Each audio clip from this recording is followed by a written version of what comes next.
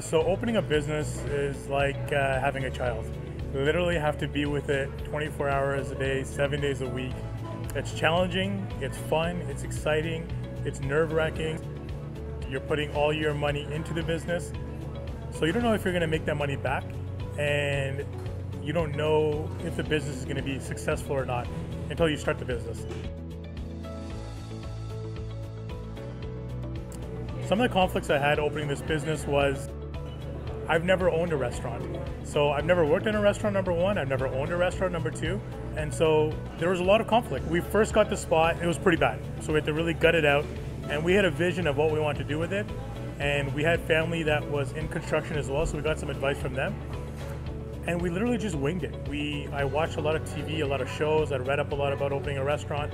You know, I'll give you an example, putting in a gas line in the back so we can have equipment in there.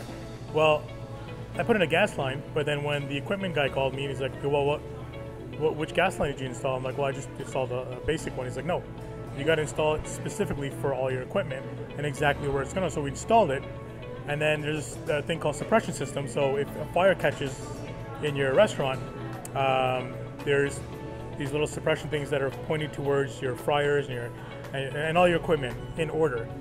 So everything was all off. I think some of the resources that we could have used or we could have benefited from is from the city.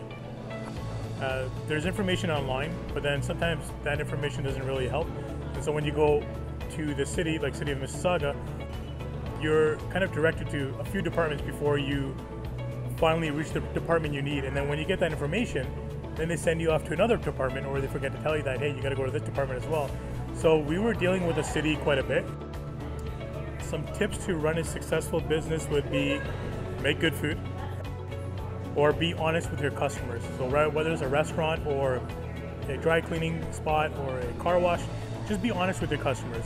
Once you start lying to your customers don't want to come back, and they'll tell 5 other people, and it'll be a ripple effect where it's just all word of mouth.